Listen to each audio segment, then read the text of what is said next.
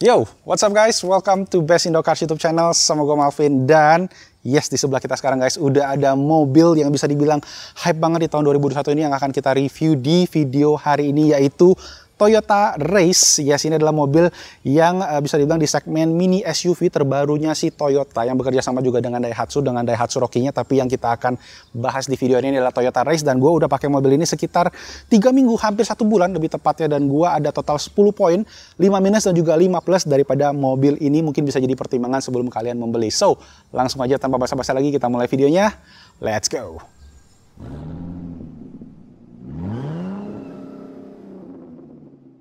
Oke, jadi mobil yang akan kita bahas hari ini adalah versi varian GR Sport yang Race single tone warna hitam. Jadi yang kemarin kenapa gue pilih yang ini sebenarnya karena versi TSS mungkin kalian semua tahu itu indennya lama banget, katanya up to 9 bulan. Dan gue juga waktu nanya ke salesnya yang gue beli ini juga memang kita butuh waktu yang lumayan lama.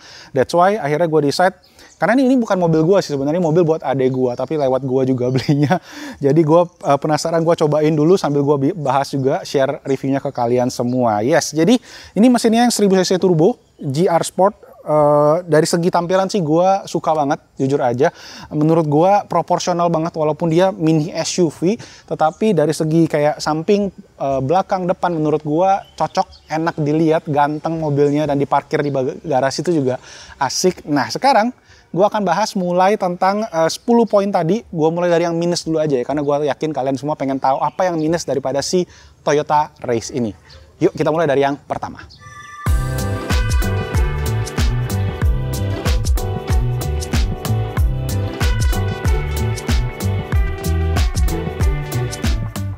Oke, hal minus pertama daripada si Toyota Race ini mungkin teman-teman udah sering lihat di video. Kemarin gue nontonnya juga sebenarnya di channel Fitra Aries sih, yaitu klaksonnya. Ini klaksonnya tuh gue inget kayak dulu belajar mobil pertama gue pakai pickup guys. Dan itu klaksonnya sama persis sama si mobil pickup tadi. Dan menurut gue sih mungkin kalau bisa dibilang Toyota emang sengaja naruh klakson ini di sini karena kan mobil ini ya ditujukan buat anak muda juga ya. Jadi biar anak muda itu jadi males klakson karena klaksonnya jelek guys. Dan dari itu kan jadi habit untuk tidak sering klakson, karena gue termasuk orang yang suka klakson, dan semenjak gue pakai mobil ini gue jadi males klakson karena klaksonnya jelek. Jadi itu tadi sih yang pertama. Oke, poin yang kedua adalah yang gue pegang sekarang, yaitu setirnya. Jadi setirnya ini menurut gue bukan bentuknya sih yang kurang, tapi peletakan tombolnya nih yang menurut gue agak kacau balau ya. Gue nggak tahu kenapa sejak kapan Toyota bikinnya kayak gini. Pertama untuk segi trip, yaitu di kiri, dan ada volume di bagian bawahnya. Volumenya kiri kanannya tuh minus sama plus, which is okay. Tetapi untuk track, next track, rewind track itu ada di bagian kanan sama telepon sama mode. Dan lucunya juga untuk kalian mute itu kalian mesti tahan mode. Jadi volumenya itu ada di kiri, plus minus mute-nya itu di kanan.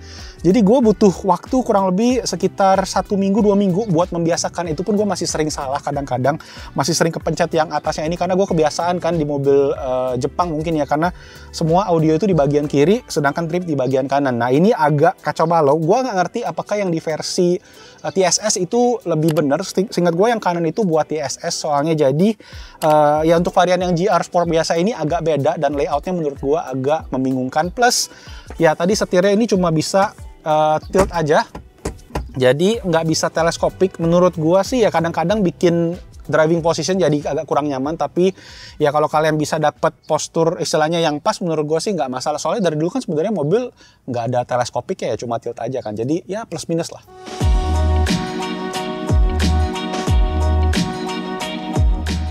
Oke, poin ketiga minus daripada si Toyota Race ini menurut gue adalah di kamera mundurnya guys. Jadi kalau kalian mundur itu, dia punya kamera tuh menurut gue resolusinya jelek banget, gambarnya agak-agak kabur, dan angle-nya tuh wide banget. Jadi kita nggak tahu nih sebenarnya posisi mobil kita tuh sejauh apa sebenarnya sama kamera, sama mobil di belakang misalnya kita lagi parkir.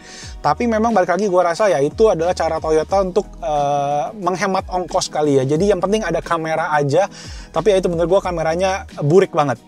Oke, poin keempat yang menurut gua kurang daripada si Toyota Race ini adalah di bagian head unitnya. Ya, mungkin teman-teman udah nonton di video-video yang lain kalau memang head unit ini tuh nggak punya Apple CarPlay dan juga Android Auto. Yes, itu kekurangan sih. Tetapi menurut gua kekurangannya lebih parah lagi. Karena apa? Karena pas gua pakai tadi ke kamera mundur, guys, audionya ini akan disconnect kalau kalian connect ke Bluetooth smartphone kalian ya. Jadi misalnya kalian lagi putar musik di Bluetooth HP, itu akan keputus, dan ketika kalian balik ke gigi netral lagi, itu baru connect sekitar 10-15 detik. Jadi dia bener-bener disconnect. Itu yang gua agak nggak masuk akal sih, kenapa mesti sistem Toyota kayak gitu kan. Pas kita masuk gigi mundur cuma bunyi alarm doang, audionya total mati, bukannya cuma dikecilin gitu kan, tapi bener-bener total mati, bikin Bluetooth-nya juga mati. Dan dia juga sebenarnya ada screen mirroring sih, dia pakai si T-Link tadi, cuma T-Link tadi sistemnya ribet banget, kalian mesti pakai kabel, mesti download aplikasi, mesti banyak hack yang dilakukan. Bisa mirroring, cuma memang agak ribet, tapi ya keep in mind aja. Dan menurut gua ya balik lagi, ini lumayan banyak kekurangannya di bagian head unitnya Toyota Race ini. Oke, poin kelima, nah ini mungkin gua sadarin setelah gua pakai mobil ini cukup lama, sekitar 2 minggu, yaitu interior finishnya. Jadi banyak finish di bagian interiornya Toyota Race ini yang banyak sisa plastiknya bisa dibilang. Kalau bisa lihat di atas kisi AC ini masih kayak ada bekas potongan plastik. Di bagian samping-sampingnya ini juga banyak bekas potongan plastik. Sama di bagian body ini masih ada bekas kayak dempulan kayak gitu guys, bisa dibilang. Jadi menurut gua ya harusnya sih Toyota, sekelas Toyota ya, finishing interiornya minimal udah rapih lah, nggak ada sisa-sisa plastik kayak gini. Dan ya sayangnya kenyataannya seperti itu.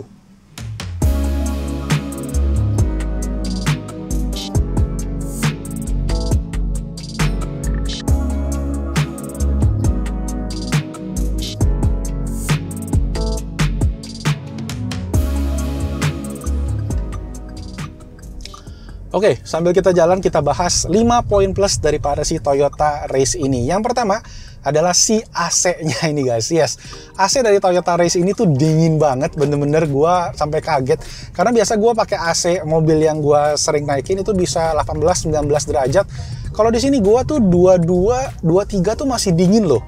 Karena dia kan ada aturan temperaturnya, jadi ada termostatnya, tapi memang dia nggak ada pilihan untuk arah anginnya. Jadi ini juga kalau kalian lihat panelnya ini beda sama yang ada di panel Rocky. Gue lebih suka sebenarnya panel Rocky, tapi yang di sini nggak masalah sih. Cuma kelihatan lebih murah aja menurut gue, dan lebih enak sebenarnya karena kalian bisa puter, ada physical rotarinya gitu. Sedangkan yang di Rocky kan kalian masih pencet-pencet. Tapi yang di Rocky menurut gue ya lebih modern aja kelihatannya dibandingkan sama yang ada di Race ini. Tapi again, poin positifnya adalah AC-nya dingin banget. Oke, poin kedua yang gue suka dari si Toyota Race ini adalah ketika malam, interiornya ini cukup terang loh. Jadi dia udah dapat lampu bawaan dari pabrikannya, itu lampu buat di kolong sama lampu buat di tengah. Jadi kita bisa lihat, misalnya kita taruh barang di sini untuk ada duit parkir atau kartu atau apa, bisa kelihatan. Dan di bawah juga kaki juga lumayan kelihatan. Jadi nggak gelap, karena beberapa mobil Toyota setahu gue dia nggak pernah kasih lampu sampai ke kolong deh, kecuali mobil yang premium mungkin ya. Tapi di Race ini udah ada.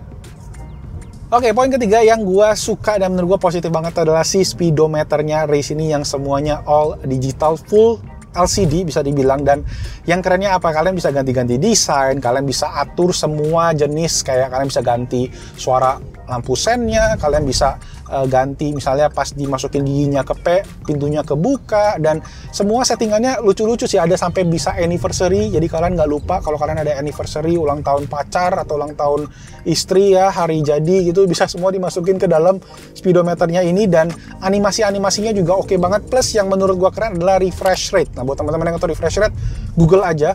Tapi refresh rate daripada si speedometernya ini menurut gua smooth banget. Jadi pas RPM-nya naik, itu kerasa bener-bener natural di mata kita. Jadi ditambah animasinya juga keren. Jadi menurut gua ya good banget, oke banget buat si speedometernya Race ini.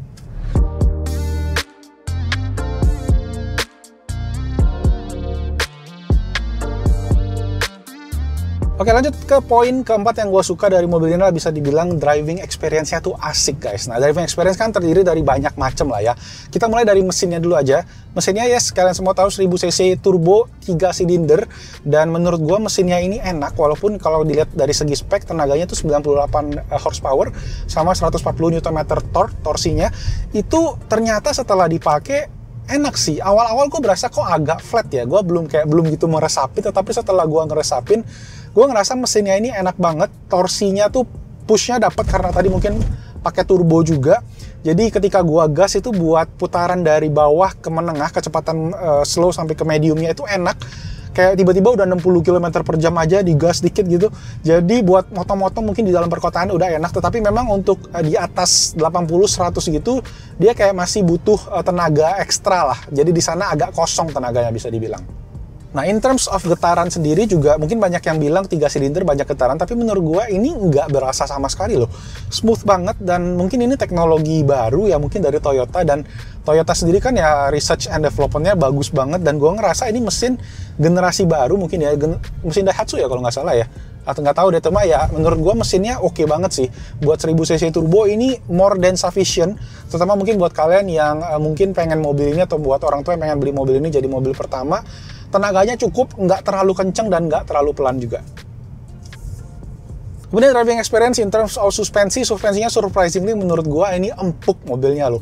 Empuk banget, better daripada kemarin gua sempat coba Mazda juga CX-3 yang ukurannya kurang lebih mirip.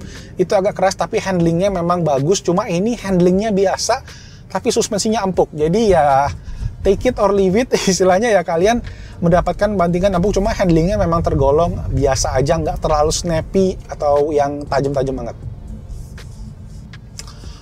Oke, transmisi dia pakai dual CVT, jadi sedikit beda sama yang CVT biasa. Yang gua rasain sih kalau kita tekan gas, dia itu lebih responsif guys, turun giginya atau dia perpindahan ke torsi yang lebih, putaran mesin yang lebih tinggi itu lebih cepat. Jadi ketika kita butuh speed cepat, nggak tekan aja, tuh dia langsung responsif dibandingkan sama CVT biasa. Kalau gue dulu mobil pertama gue CVT, itu pas kita dijegas dia ngeden dulu gitu guys rasanya. Jadi nggak gitu berasa kenceng emang, cuma lebih responsif lah di dual CVT ini. Oke, terakhir tangki bensin ini setelah gue pakai kemarin habis gue isi lagi, ini mungkin sekitar 33-35 liter dengan penggunaan efisiensi bahan bakar itu sekitar 1 liter buat 13-14 km mix ya. Kalau kalian di tol doang gue pernah sampai 20-an kilometer per liter gitu guys, karena di jalan tol aja. Cuma buat penggunaan campur ini gue agak turun karena tadi kita habis syuting. Cuma buat penggunaan standar mungkin 13-14 itu angka yang oke buat si Rise ini. Oke, poin positif kelima dari Toyota Race adalah space. Yes, mobil ini punya space yang banyak banget. Di kiri kanan samping pintu itu ada buat taruh botol minum 2 biji. Di bawah kisi AC juga ada tempat taruh buat botol minum, bisa buat dinginin, atau kalau kalian pengen yang hangat-hangat ya kisi AC-nya disampingin aja, ditutupin. Di bagian belakang bagasi bisa naik turun, jadi bisa buat level tinggi atau buat yang level rendah. Kemudian di bawah jok penumpang itu ada tempat penyimpanan rahasia. Kalian bisa taruh, mungkin kalau kalian pakai iPad itu kalian bisa taruh iPad sampai 11 inci, atau kalau kalian buat taruh dompet, HP gitu-gitu juga bisa di bawah sana sampai dengan 2 kg. Cuma sebenarnya kalau kita ngomong juga plus dari mobil ini banyak banget, lampunya udah full LED, high beamnya juga, kemudian lampu sennya juga yang model fancy gitu ya. Di sensor-sensornya juga menurut gue mobil ini lengkap banget, sampai kalau kalian pakai atau kalian lupa tutup hood mobilnya, itu ada gambarnya guys di speedometer ya kelihatan gitu. Jadi sensornya lengkap, dan lucunya juga pas gua, ini katanya sih ada di semua mobil Toyota, pas gua masuk ke kamera mundur, kalau kalian lagi hujan dan wiper kalian hidup, wiper belakang otomatis hidup. Terus satu lagi yang keren adalah lampu. Jadi pas lampu senja dia tuh bisa, sensornya lumayan sensitif sih. Jadi ketika kita pas masih gelap kayak gini karena berapa hari ini mendung, kalau kalian setel di auto, karena dia kan ada auto untuk varian GR ini, dia akan hidupin lampu di RL aja, di RL yang atas ya. Tapi dia ada di RL di bawah sama di atas. Kalau lampu otomatis dan masih sore itu dia cuma hidup atas, tapi kalau udah mulai gelap banget dia baru hidup yang headlight, lampu utamanya.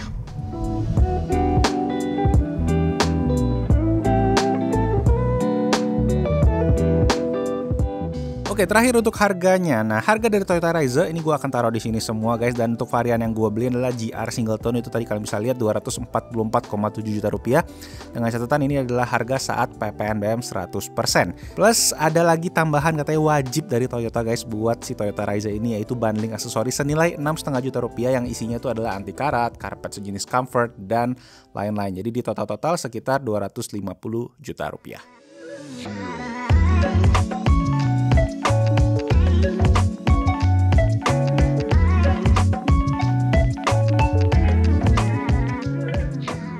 So that's it guys, itu tadi untuk 10 poin minus dan plus daripada si Toyota Race ini. Semoga videonya bermanfaat, dan kalau gue bisa simpulin sih, menurut gue secara overall Toyota Race ini sebuah mobil yang value for money banget. Memang tetap ada minusnya juga, tetapi buat mobil, terutama mungkin mobil pertama buat anak muda ya, menurut gue mobil ini worth it banget dan bisa dipakai jangka panjang lah, karena Toyota brand yang awet juga, anda terbukti. Yes, jadi itu aja. Again, kalau kalian ada pendapat, ada pertanyaan lagi tentang mobil ini, bisa aja langsung ditulis di kolom comment section di bawah, mana tahu kita ada yang miss. Dan mohon maaf juga kalau ada salah kata, dan semoga videonya bermanfaat. Thank you so much guys for watching. Stay safe, stay healthy. Jangan lupa subscribe ke Best Indo Cars. Dan itu aja, nama gue Malvin. I'll see you guys on my next video. Ciao.